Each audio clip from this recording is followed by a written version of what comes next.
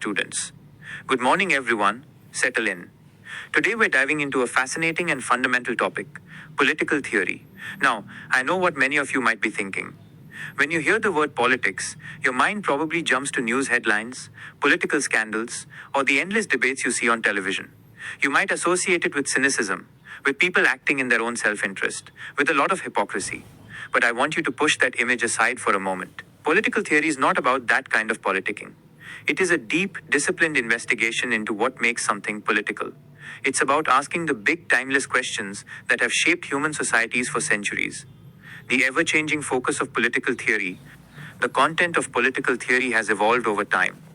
Ancient to 18th century, think of the early Greeks like Plato and Aristotle.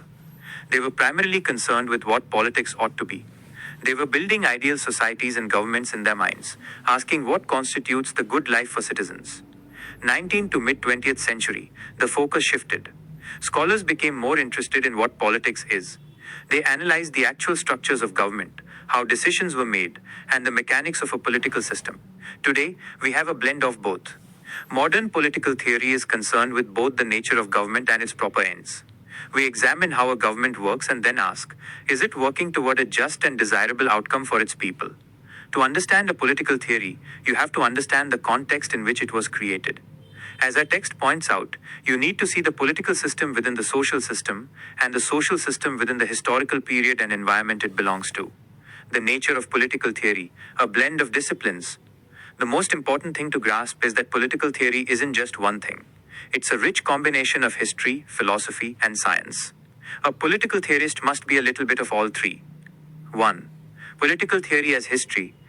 This is a crucial point, strongly advocated by thinkers like George Sabine. Political theory without history is a structure without a base. You can't understand a political idea in a vacuum. Meaning of difficult words. When we talk about something being a storehouse of experience and wisdom, we mean that history holds all the lessons from past successes and failures. It's not just a dusty list of dates, it's a living record of human endeavors. Why it's important? Understanding a political theory means understanding the specific historical context that gave rise to it. For example, Plato's idea of communism was a response to the problems of ancient Athens, while Karl Marx's communism was a response to the Industrial Revolution. We can't compare them without understanding their respective times. History gives political theory its substance and shows us how concepts like justice, liberty, and equality have evolved. 2. Political theory as philosophy. This aspect, championed by scholars like Leo Strauss, is about seeking deeper truth. Philosophy is a quest for wisdom. Meaning of difficult words. When the text says philosophy answers three questions: what can I know? What must I do? What can I hope for? It's highlighting that philosophy guides our understanding of knowledge, our actions, and our goals. It acts as a lodestar or a guiding star for political thought. Why it's important? Political theory as philosophy tries to move beyond simple opinions and into genuine knowledge. A political theorist doesn't just have an assumption about how things work. They use reason and logic to understand the true nature of political things. This is where we deal with values, what is good, right, and just. It's the evaluative part of political theory. 3. Political theory as science. This is perhaps the most debated aspect. Proponents like David Easton and Robert Dahl argue for a scientific approach. Meaning of difficult words.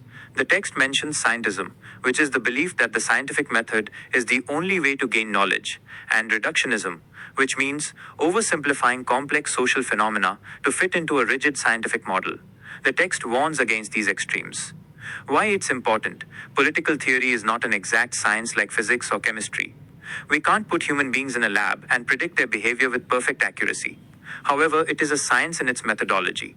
It uses observation, analysis, and reason to draw conclusions.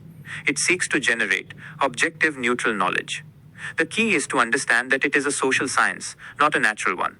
The laws of society can change, and they are influenced by human actions and beliefs in a way that the laws of physics are not. In summary, a political theorist is a historian who understands the past, a philosopher who evaluates the present, and a social scientist who analyzes the how and why of political life. This unique combination makes political theory a vital and dynamic field. It's a field that, despite its challenges, has happily survived because its central task, understanding the nature of our collective lives, is more important now than ever before.